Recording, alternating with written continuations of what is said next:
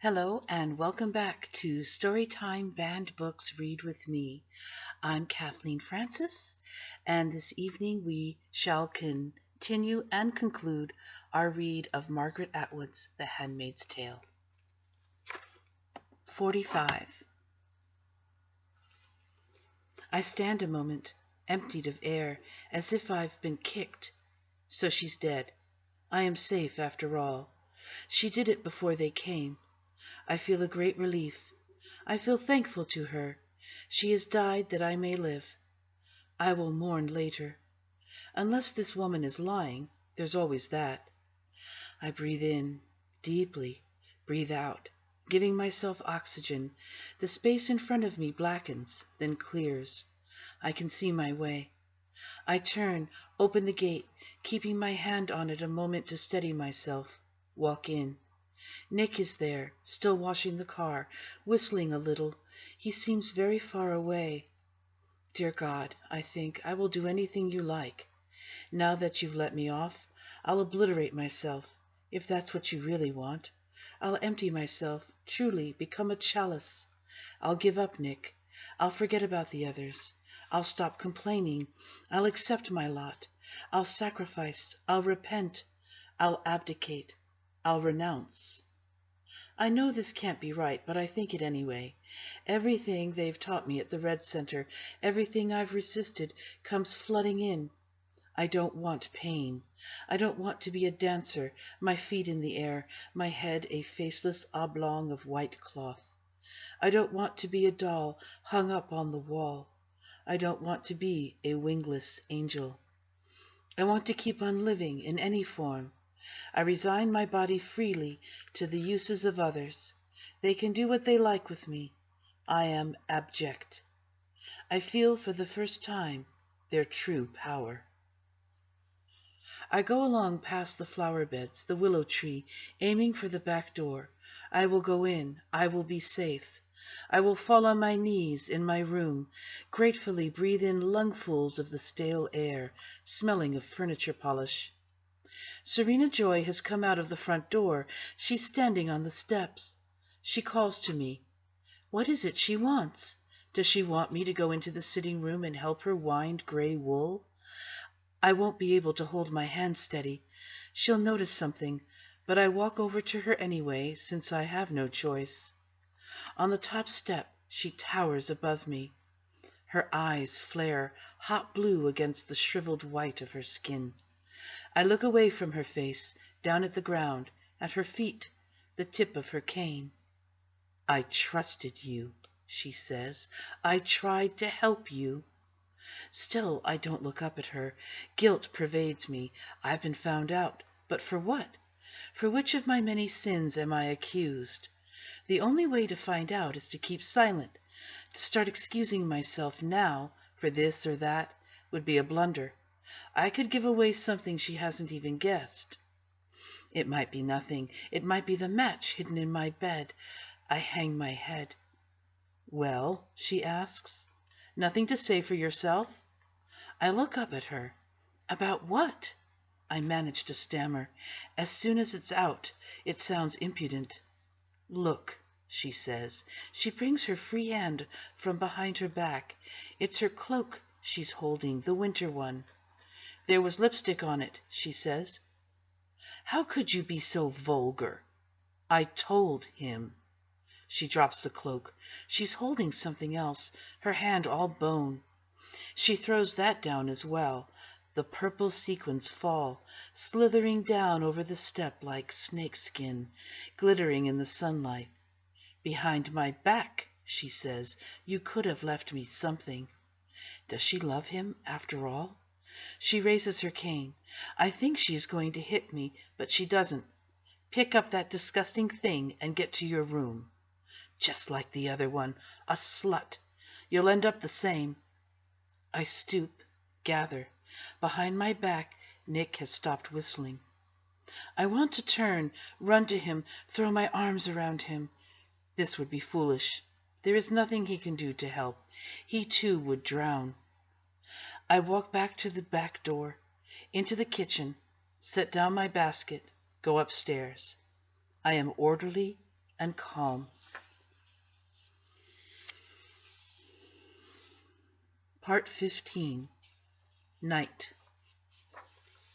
46. I sit in my room at the window, waiting. In my lap is a handful of crumpled stars. This could be the last time I have to wait, but I don't know what I'm waiting for. "What are you waiting for?" they used to say. That meant hurry up. No answer was expected.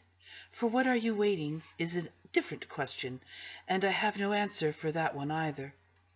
Yet it isn't waiting exactly. It's more like a form of suspension without suspense.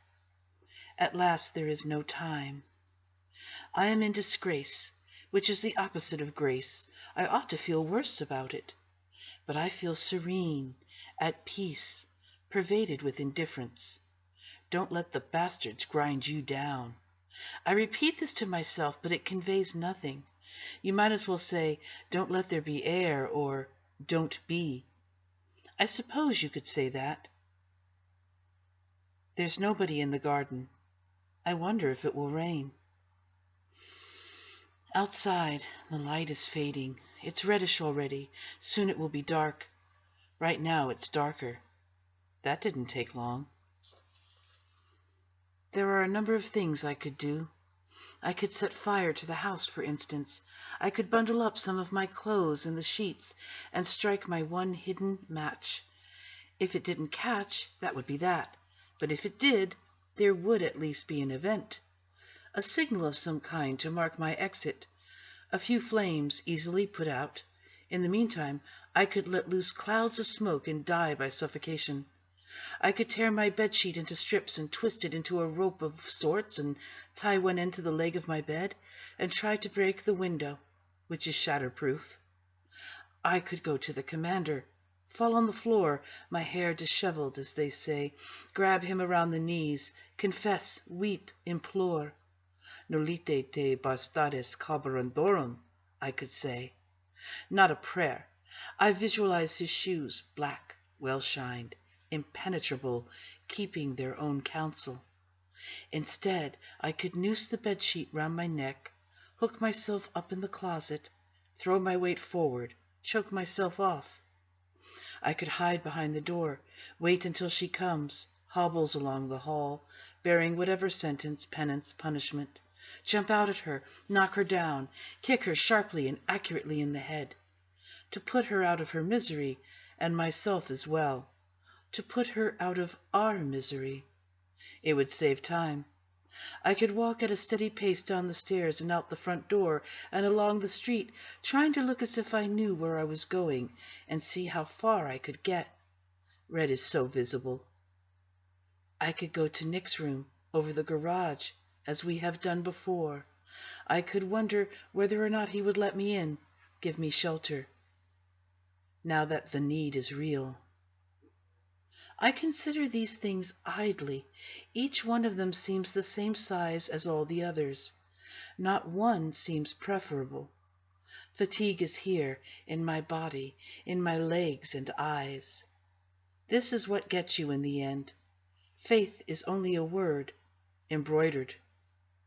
I look out at the dusk and think about its being winter, the snow falling gently, effortlessly, covering everything in soft crystal, the mist of moonlight before a rain, blurring the outlines, obliterating color.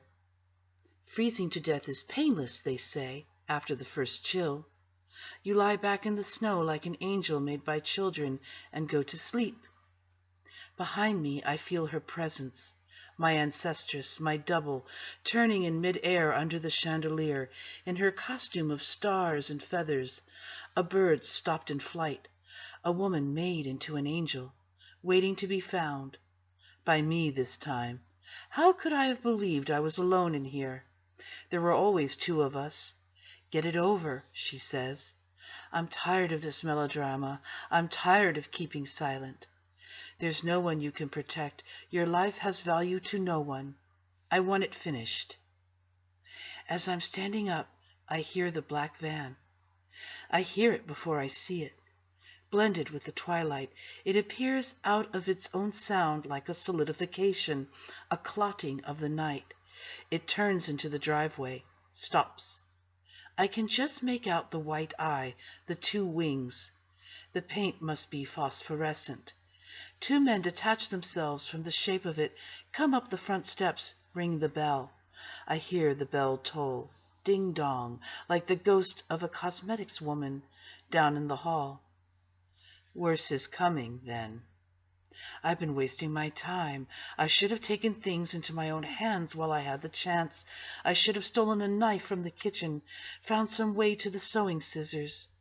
There were the garden shears, the knitting needles. The world is full of weapons if you're looking for them. I should have paid attention. But it's too late to think about that now. Already their feet are on the dusty rose carpeting of the stairs, a heavy, muted tread, pulse in the forehead. My back's to the window. I expect a stranger, but it's Nick who pushes open the door, flicks on the light. I can't place that unless he's one of them. There was always that possibility.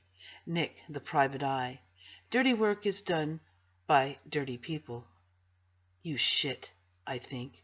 I open my mouth to say it, but he comes over, close to me, whispers, "It's all right. It's MayDay. Go with them." He calls me by my real name. Why should this mean anything?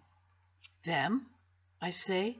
I see the two men standing behind them, the overhead light in the hallway making skulls of their heads. You must be crazy. My suspicion hovers in the air above him, a dark angel warning me away. I can almost see it. Why shouldn't he know about MayDay? All the eyes must know about it.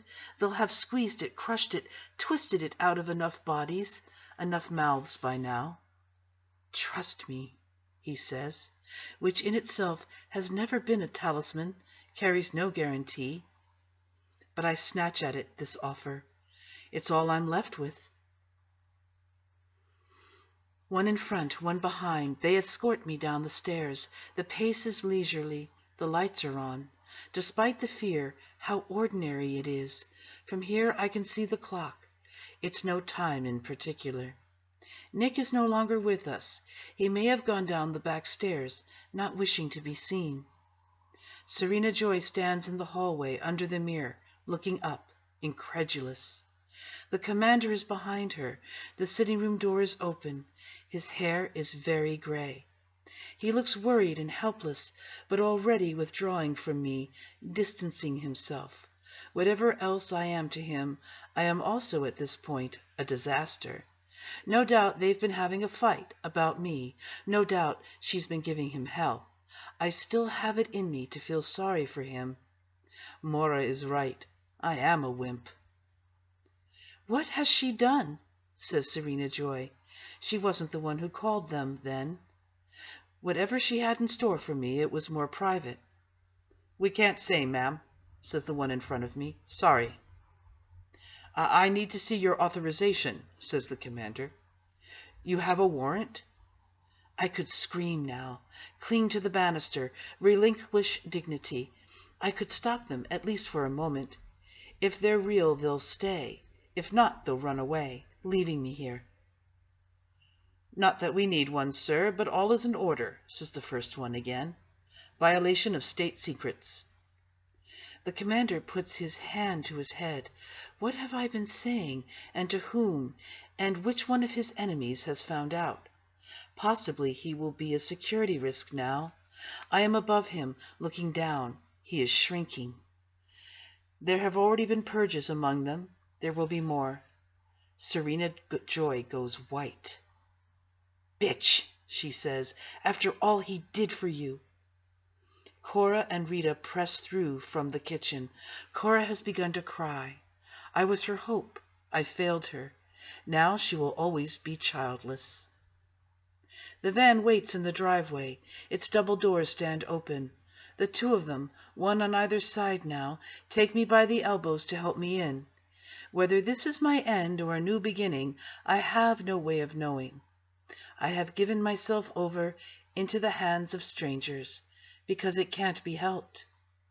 And so I step up into the darkness within, or else the light.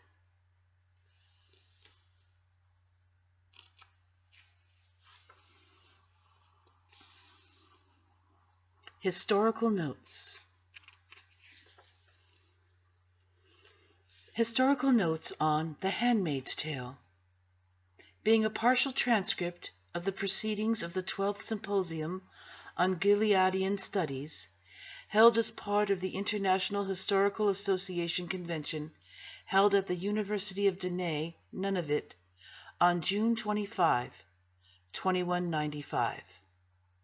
Chair, Professor Marianne Crescent Moon, Department of Caucasian Anthropology, University of Denay, Nunavut.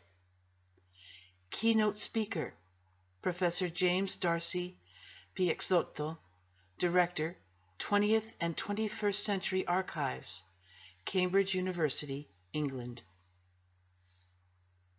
Crescent Moon. I am delighted to welcome you all here this morning, and I am pleased to see that so many of you have turned out for Professor Piexotto's, I'm sure, fascinating and worthwhile talk. We of the Gileadian Research Association believe that this period well repays further study, responsible as it ultimately was for redrawing the map of the world, especially in this hemisphere. But before we proceed, a few announcements.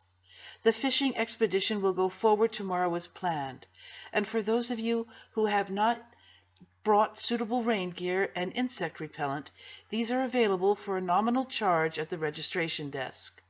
The nature walk and outdoor period costume sing-song have been rescheduled for the day after tomorrow, as we are assured by our own infallible Professor Johnny Running Dog of a break in the weather at that time. Let me remind you of the other events sponsored by the Gileadian Research Association that are available to you at this convention as part of our 12th Symposium. Tomorrow afternoon, Professor Gopal Chatterjee of the Department of Western Philosophy, University of Baroda, India, will speak on Krishna and Kali, Elements in the State Religion of the Early Gilead Period. And there is a morning presentation on Thursday by Professor Sieglinde van Buren of the Department of Military History at the University of San Antonio, Republic of Texas.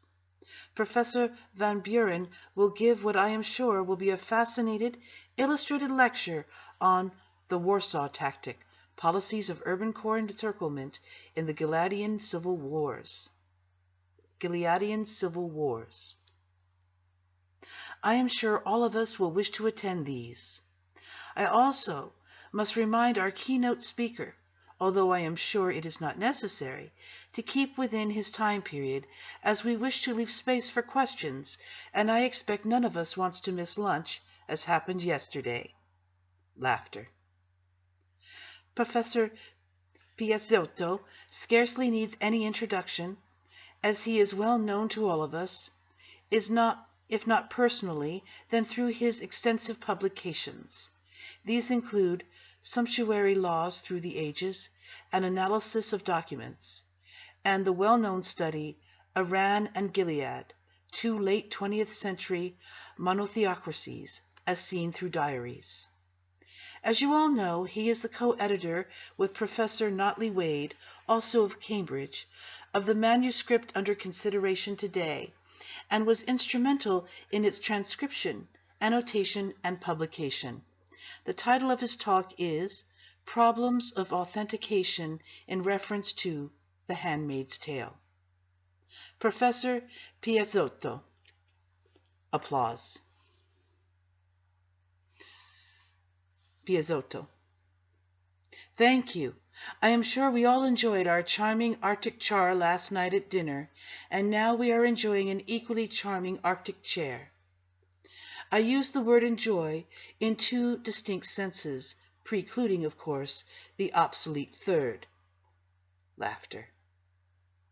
But let me be serious.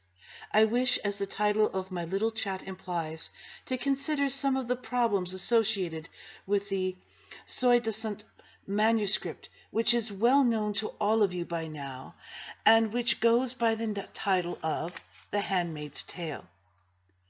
I say this because what we have before us is not the item in its original form.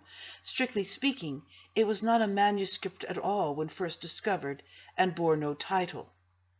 The superscription, The Handmaid's Tale, was appended to it by Professor Wade, partly in homage to the great Geoffrey Chaucer.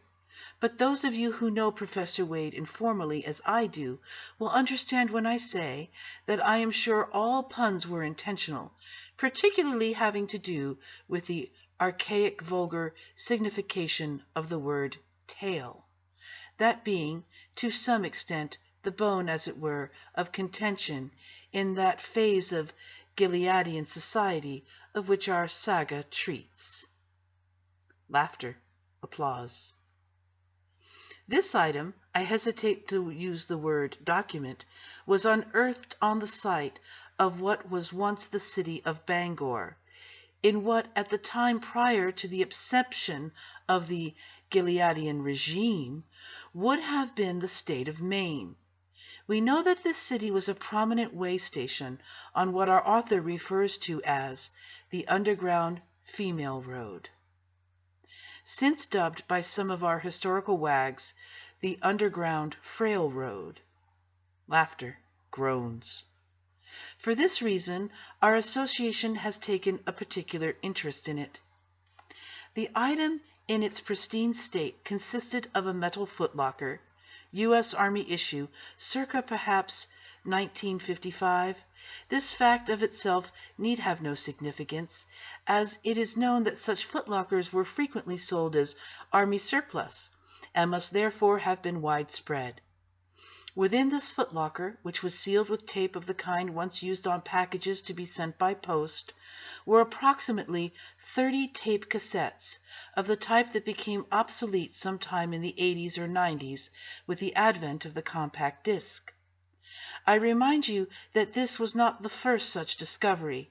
You are doubtless familiar, for instance, with the item known as the A.B. Memoirs, located in a garage in a suburb of Seattle, and with the diary of P., excavated by accident during the erection of a new meeting house in the vicinity of what was once Syracuse, New York.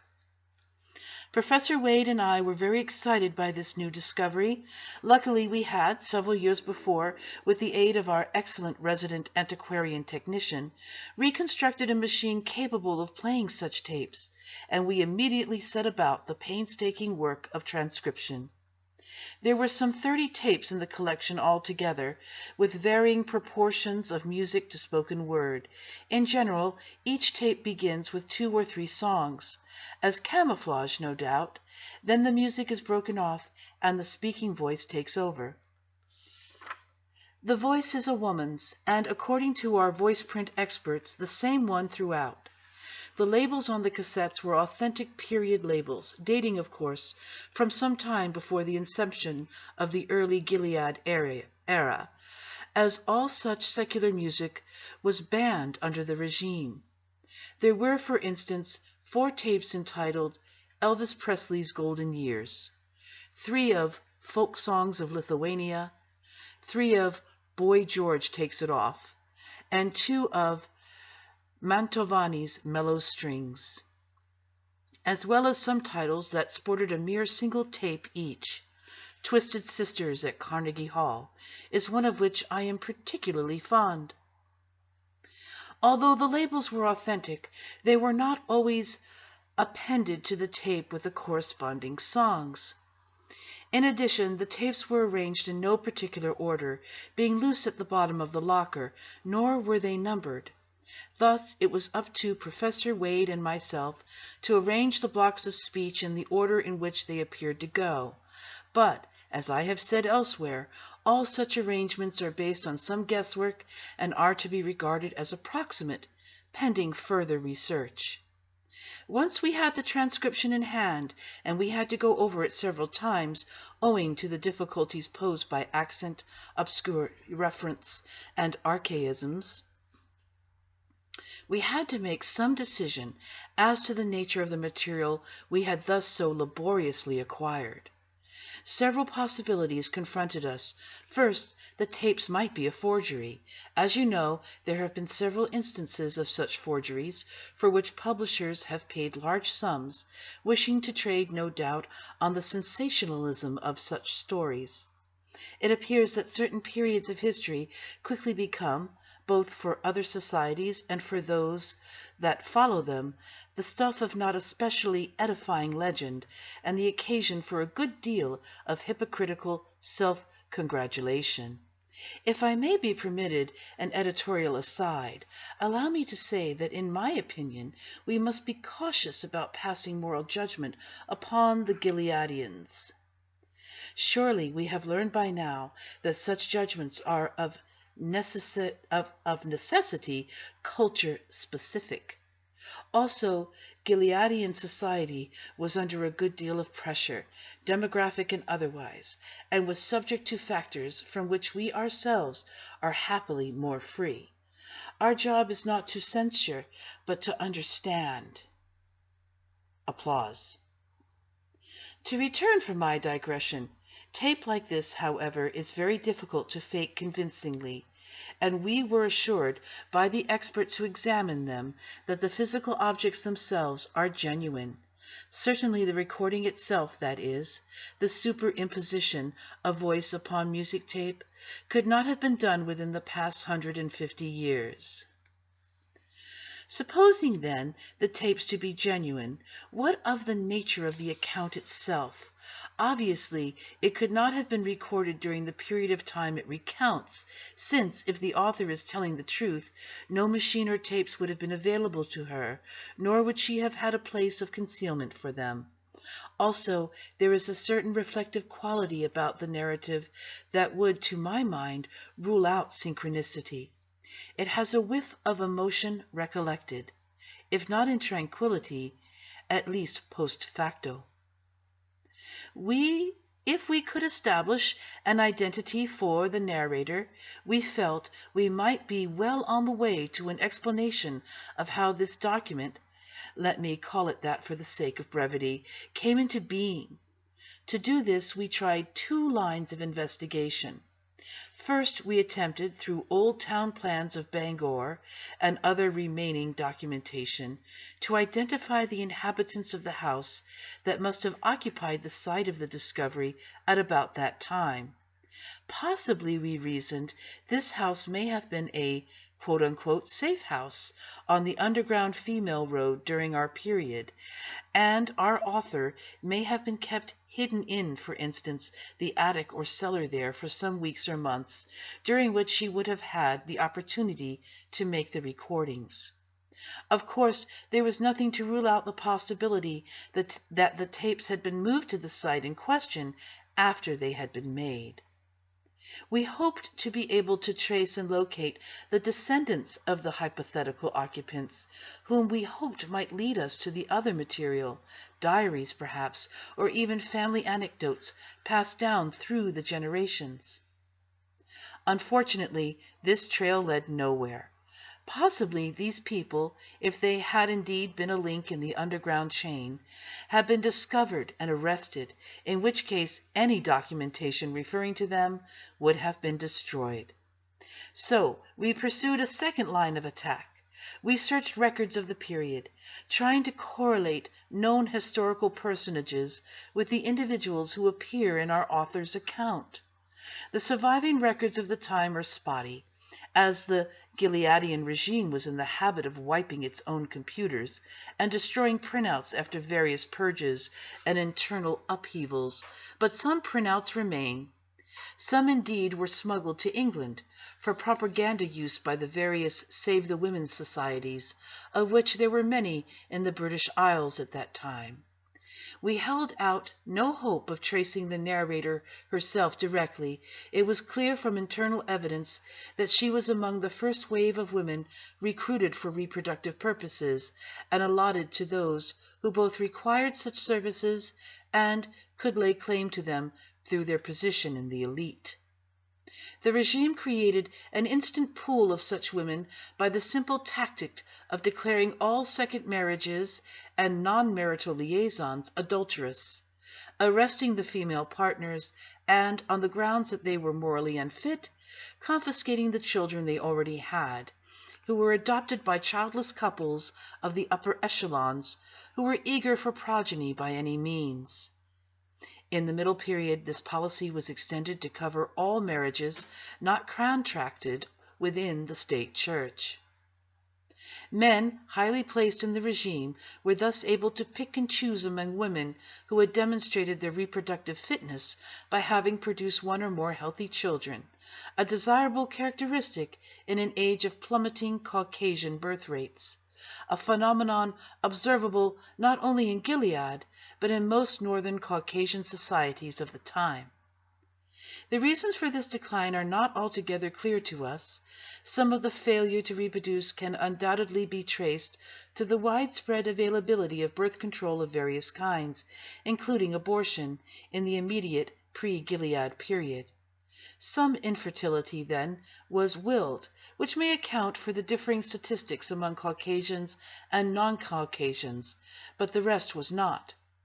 Need I remind you that this was the age of the R-strain syphilis, and also of the infamous AIDS epidemic, which, once they spread to the population at large, eliminated many young sexually active people from the reproductive pool. Stillbirths, miscarriages, and genetic deformities were widespread and on the increase, and this trend has been linked to the various nuclear plant accidents, shutdowns, and incidents of sabotage that characterized the period, as well as to leakages from chemical and biological warfare stockpiles and toxic waste disposal sites, of which there were many thousands, both legal and illegal.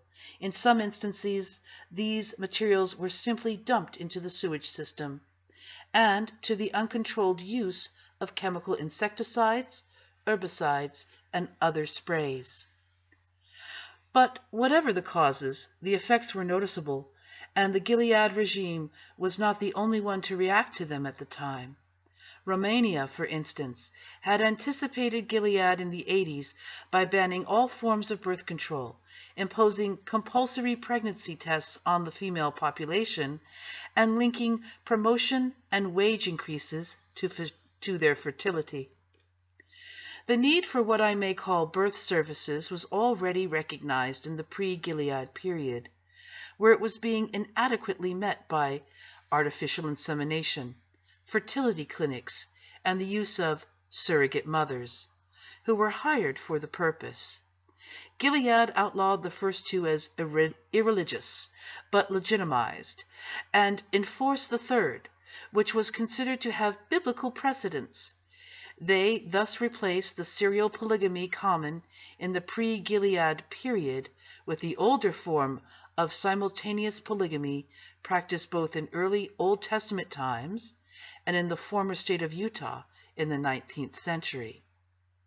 As we know from the study of history, no new system can impose itself upon a previous one without incorporating many of the elements to be found in the latter, as witness the pagan elements in medieval Christianity and the evolution of the Russian KGB from the Tsarist secret service that preceded it.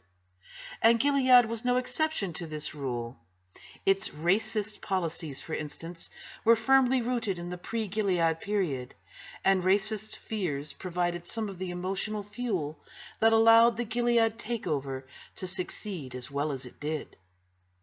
Our author, then, was one of many, and must be seen within the broad outlines of the moment in history of which she was a part.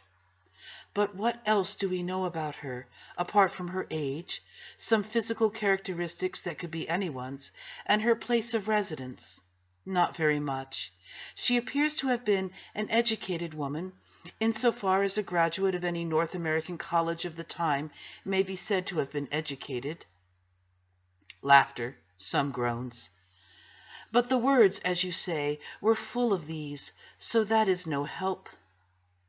But the woods, as you say, were full of these, so that is no help. She does not see fit to supply us with her original name, and indeed all official records of it would have been destroyed upon her entry into the Rachel and Leah Re-Education Center. Offred gives no clue, since, like Ofglin and Offwarn, it was a patronymic composed of the possessive preposition and the first name of the gentleman in question. Such names were taken by these women upon their entry into a connection with the household of a specific commander, and relinquished by them upon leaving it. The other names in the document are equally useless for the purpose of identification and authentication. Luke and Nick drew blanks, as did Maura and Janine. There is a high probability that these were in any case pseudonyms, adopted to protect these individuals should the tapes be discovered. If so, this would substantiate our view that the tapes were made inside the borders of Gilead, rather than outside, to be smuggled back for use by the MayDay underground. Elimination of the above possibilities left us with one remaining. If we could identify the elusive commander, we felt, at least some progress would have been made. We argued that such a highly placed individual had probably been a participant in the first of the top-secret Sons of Jacob think tanks, at which the philosophy and social structure of Gilead were hammered out.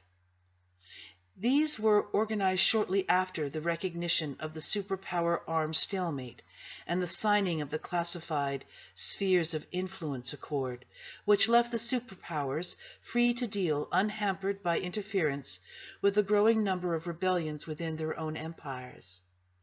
The official records of the Sons of Jacob meetings were destroyed after the Middle Period Great Purge, which discredited and liquidated a number of the original architects of Gilead.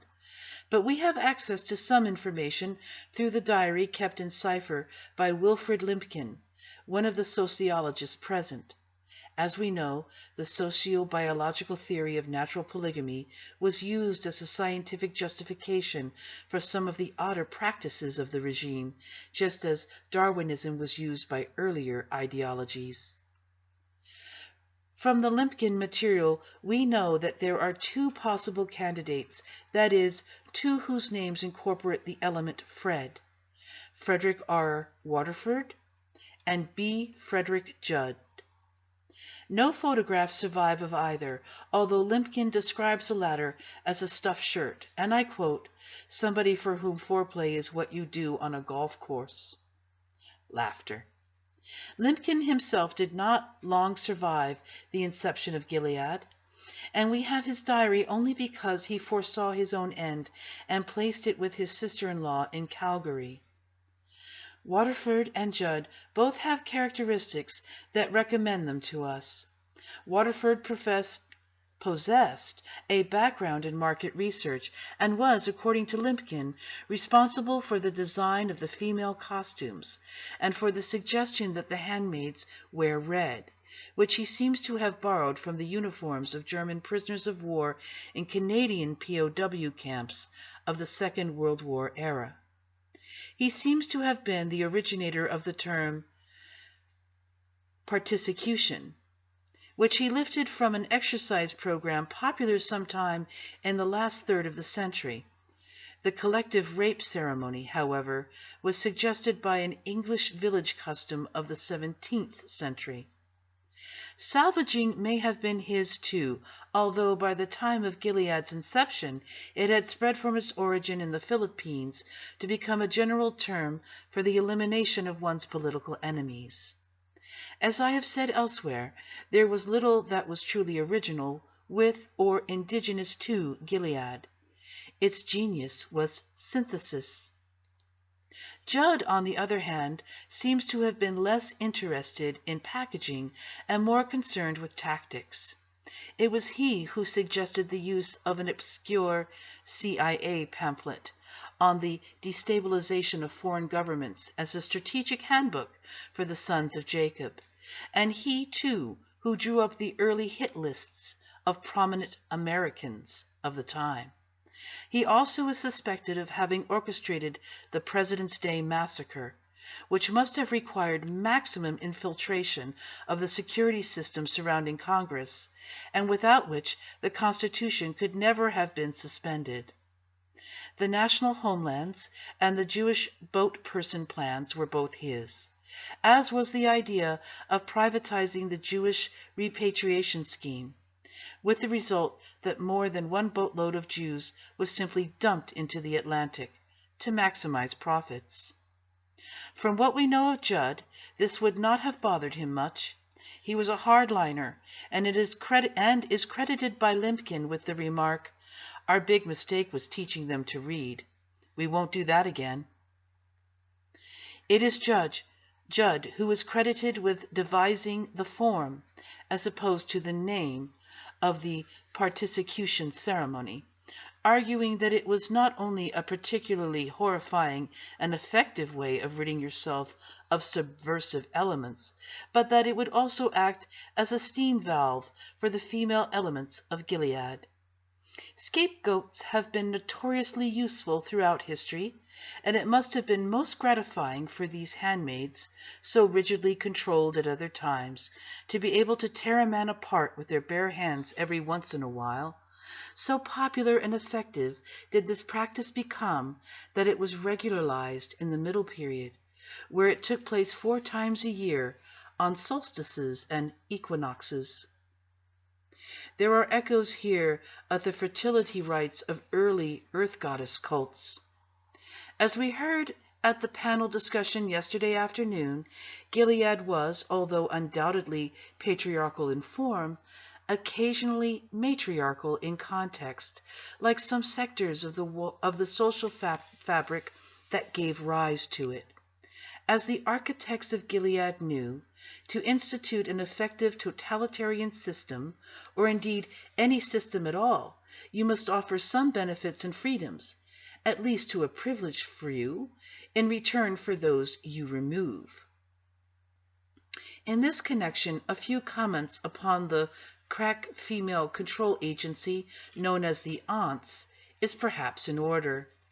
Judd, according to the Limpkin material, was of the opinion from the outset that the best and most cost-effective way to control women for reproductive and other purposes was through women themselves. For this there are many historical precedents. In fact, no empire imposed by force or otherwise has ever been without this feature: control of the indigenous by members of their own group. In the case of Gilead, there were many women willing to serve as aunts, either because of a genuine belief in what they called traditional values, or for the benefits they might thereby acquire. When power is scarce, a little of it is tempting. There was, too, a negative inducement. Childless or infertile or older women who were not married could take service in the aunts, and thereby escape redundancy and consequent shipment to the infamous colonies, which were composed of portable populations used mainly as expendable toxic cleanup squads, though if lucky you could be assigned to less hazardous tasks, such as picking cotton or harvesting fruit. The idea then was Judd's, but the implementation has the mark of Waterford upon it. Who else among the sons of Jacob, think-tankers, would have come up with the notion that the aunts should take names derived from commercial products available to women in the immediate pre-Gilead period, and thus familiar and reassuring to them? The names of cosmetic lines, cake mixes, frozen desserts, and even medicinal remedies. It was a brilliant stroke, and confirms us in our opinion that Waterford was, in his prime, a man of considerable ingenuity. So in his own way was Judd. Both of these gentlemen were known to have been childless, and thus eligible for a succession of handmaids. Professor Wade and I have speculated it in our joint paper, The Notion of Seed in Early Gilead. that both, like many of the commanders, had come in contact with a sterility-causing virus that was developed by secret pre-Gilead gene-splicing experiments with mumps, and which was intended for insertion into the supply of caviar used by top officials in Moscow. The experiment was abandoned after the spheres of influence accord, because the virus was considered too uncontrollable and therefore too dangerous by many, although some wished to sprinkle it over India. However, neither Judge nor Waterford was married to a woman who was or ever had been known either as Pam or as Serena Joy. This latter appears to have been a somewhat malicious invention by our author. Judd's wife's name was Bambi May, and Waterford's was Thelma. The latter had, however, once worked as a television personality of the type described. We know this from Limpkin, who makes several snide remarks about it. The regime itself took pains to cover up such former lapses from orthodoxy by the spouses of its elite. The evidence on the whole favors Waterford. We know, for instance, that he met his end, probably soon after the events our author describes, in one of the earliest purges. He was accused of liberal tendencies, of being in possession of a substantial and unauthorized collection of heretical pictorial and literary materials, and of harboring a subversive. This was before the regime began holding its trials in secret and was still televising them, and so the events were recorded in England via satellite and are on videotape deposit in our archives. The shots of Waterford are not good, but they are clear enough to establish that his hair was indeed grey. As for the subversive Waterford was accused of harboring, this could have been Offred herself, as her flight would have placed her in this category. More likely it was Nick, who, by the evidence of the very existence of the tapes, must have helped Offred to escape. The way in which he was able to do this marks him as a member of the shadowy MayDay underground, which was not identical with the underground female road, but had connections with it. The latter was purely a rescue operation, the former quasi-military. The number of MayDay operatives are known to have infiltrated the Gileadian power structure at its highest levels, and the placement of one of their members as chauffeur to Waterford would certainly have been a coup. A double coup, as Nick must have been at the same time a member of the Eyes, as such chauffeurs and personal servants often were. Waterford would, of course, have been aware of this, but as all high-level commanders were automatically directors of the Eyes, he would not have paid a great deal of attention to it, and would not have let it interfere with his infraction of what he considered to be minor rules. Like most early Gilead commanders who were later purged, he considered his position to be above attack. The style of Middle Gilead was more cautious. This is our guesswork, supposing it to be correct, supposing, that is, that Waterford was indeed the commander. Many gaps remain. Some of them could have been filled by our anonymous author, had she had a different turn of mind. She could have told us much about the workings of the Gileadian Empire, had she had the instincts of a reporter or of a spy. What would we not give now for even 20 pages or so of printout from Waterford's private computer? However, we must be grateful for any crumbs the goddess of history has deigned to vouchsafe us. As for the ultimate fate of our narrator, it remains obscure. What she smuggled over the border of Gilead into what was then Canada, and did she make her way thence to England? This would have been wise, as the Canada of that time did not wish to antagonize its powerful neighbor, and there were roundups and extraditions of such refugees. If so, why did she not take her tape narrative with her? Perhaps her journey was sudden. Perhaps she feared interception. On the other hand, she may have been recaptured. If she did indeed reach England, why did she not make her story public, as so many did upon reaching the outside world? She may have feared retaliation against Luke, supposing him to have been still alive, which is an improbability, or even against her daughter, for the Gileadian regime was not above such measures, and used them to discourage adverse publicity in foreign countries. More than one incautious refugee was known to receive a hand, an ear, or foot vacuum-packed express, hidden in, for example, a tin of coffee. Or perhaps she was among those escaped handmaids who had difficulty adjusting to life in the outside world once they got there, after the protected existence they had led. She may have become, like them, a recluse. We do not know. We can only deduce also the motivations for Nick's engineering of her escape. We can assume that once her companion Offglen's association with MayDay had been discovered, he himself was in some jeopardy, for as he well knew, as a member of the Eyes, Offred herself was certain to be interrogated. The penalties for unauthorized sexual activity with a handmaid were severe, nor would his status as an Eye necessarily protect him. Gilead society was Byzantine in the extreme, and any transgression might be used against one by one's undeclared enemies within the regime. He could, of course, have assassinated her himself, which might have been the wiser course, but the human heart remains a factor, and, as we know, both of them thought she might be pregnant by him. What male of the Gilead period could resist the possibility of fatherhood, so redolent of status, so highly prized?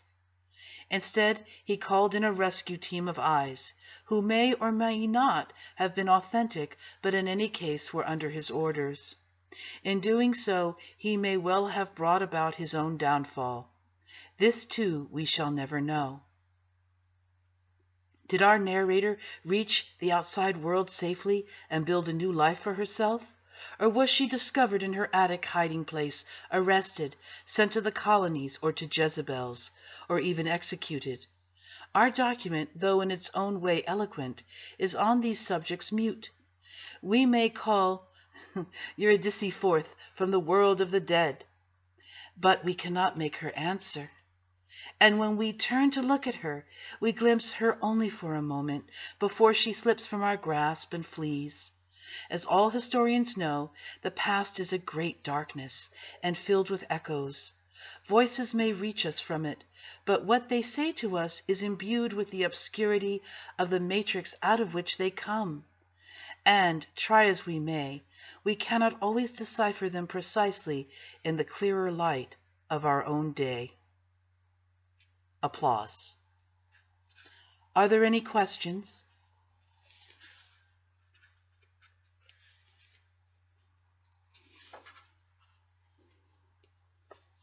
And there we have it.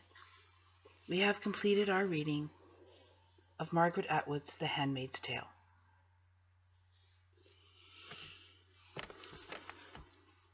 And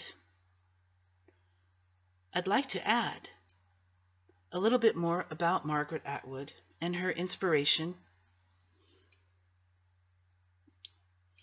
and that is that the idea, as she herself has stated, behind this particular work was about freedom from a government that is determined to control the population through religious terrorism. That is not a direct quote, but is the known inspiration or idea behind her writing of this novel. And the idea of controlling the masses and their ability to decide for themselves how they live, how they learn, how they love, and what legacy they leave behind, which may be, in the end, the only thing we have beyond the physical that we can control and share with the world. So I'd like to thank you all once again for allowing me to share this work and my time with you all. Thank you very much, and I look forward to reading with you again very soon here on Storytime Banned Books Read With Me. Good night.